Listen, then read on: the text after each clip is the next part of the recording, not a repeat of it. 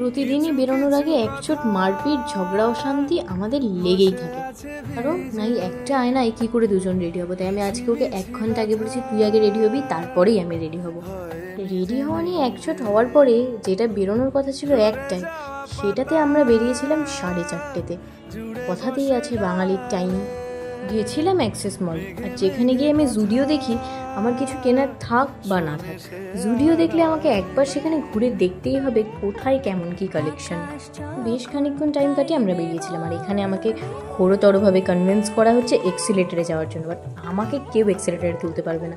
একবার আমি দেখেছিলাম একটা রিলে 4টে পায়ের আঙুল কেটে গেছে, তারপর থেকে আমাকে কেউ এক্সিলেটারে তুলতে পারেনি। ওই ইয়াররিংগুলো আমার বেশ সুন্দর লেগেছিলো। আমি যেখানে গিয়ে যতই মেনু কার্ড দেখি না কেন, যেখানে অপশানে বিরিয়ানি থাকে, সেই বিরিয়ানি উপেক্ষা করার ক্ষমতা বাবা আমার হয়নি। এখানে ফার্স্টেই আমাদের এই ব্লু লেমনটা দিয়ে গেছিলো, আর ওরা আমাকে এটাই বলছিল মানুষ কি করে এত ফটো এত ভিডিও তুলতে পারে। আমি যে দেখ তোদেরকে তো আমি বলছি না তোরা আমার সাথে এই নিয়ে ঝগড়া করিস, তোরা যখন কেউ আমার ফটোতে আসবি না, আমার ভিডিওতে আসবি না, আমাকেই করে দিচ্ছে। আর বাবা ভোগ কি তো লেবুর টুকরোটা আমি কাউকে দেবো না। আর এখানে বিরিয়ানিটা আসার পর আমাকে এটা নিয়েই খেপানো হচ্ছিল, তুই কি পুরোটাই চামচ দিয়ে খাবি? তো আমি চামচ দিয়ে খেতে পারি, ওরা আমাকে সেটা নিয়ে খেপাবে। আমি কিন্তু পুরো প্লেটটাই চামচ দিয়েই শেষ করেছিলাম, আর ওরা আমাকে নিয়ে সেটাই খেপাচ্ছিল। বস বাঙালি হয়েও তুই চামচ দিয়ে বিরিয়ানি খাচ্ছিস, আমি পারি তাই খাবো।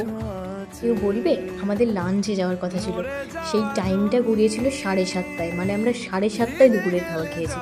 আর যতক্ষণে আমি ওখানে বসে খাচ্ছিলাম মন তো আমার পড়েছিল এইখানে। সে সময় আমি সোনাঝুরির হাটটা দেখেছিলাম, যেটা শান্তিনিকেতনে হয়। আমার খুব যাওয়ার ইচ্ছে, কিন্তু এখন অবধি আমি যেতে পারিনি। এই আমার মনটা এখানেই পড়েছিল। রিসেন্টলি এই টোট ব্যাগগুলো আমার খুব ভালো লাগে, আর এই কাঁথা স্টিচের ওড়নাগুলো আমার খুব ভালো লাগে, কিন্তু ততক্ষণই ভালো লাগছিলো যখন দামটা শুনেছিলাম, ঠিক আমি এরকমভাবেই ওড়নাটাকে রেখে দিয়েছিলাম, কারণ অত্যাধিক দাম বেশি লাগছিলো আমার। আর আমি যেটা নিয়ে খুব বেশি কনফিউশনে থাকি সেটা আমার কখনোই নেওয়া হয় না। ওই 3টে শাড়ির মধ্যে আমার খুব কনফিউশন ছিল, বাট ওই 3টের মধ্যে একটাও নিইনি। লাস্ট অবধি আমি এই কালারটা নিয়েছিলাম, এই কালারটাও বেশ পছন্দ হয়েছিল। তারপরে বাড়ি ফিরেছিলাম। বাড়ি ফেরার পথে ও আমাকে অন্যদিকে রাস্তা দিয়ে নিয়ে গেলেও আমি যাব না, কারণ আমি জানি এই রাস্তায় একটা কাঠগোলাপের গাছ আছে, যেইটা আমার অসম্ভব প্রিয়। এটা করে ফুল কুড়িয়ে নিয়ে আমি যদি আমার মাথার কাছে না রাখি তাহলে আমার ঘুম হয় না।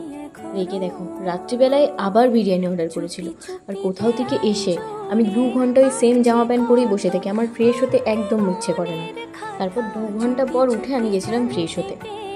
আর এখানে আমার 2টো বন্ধু আমাকে ভিডিও কল করেছিল, তারা আমাকে বলছে তোকে সন্ধ্যে থেকে যতবার ফোন করেছি তার মধ্যে তো 3টে জামা চেঞ্জ হয়ে গেছে। আমাকে কেউ ভিডিও কল করা মানে আমাকে সেজে গুজে বসতে হবে, যা পরে থাকি তাই করে আমি ভিডিও কলে বসে যেতে পারি না। তারপর ফ্রেশ হয়ে রাতে ডিনার করে ঘুমিয়ে গেছিলাম।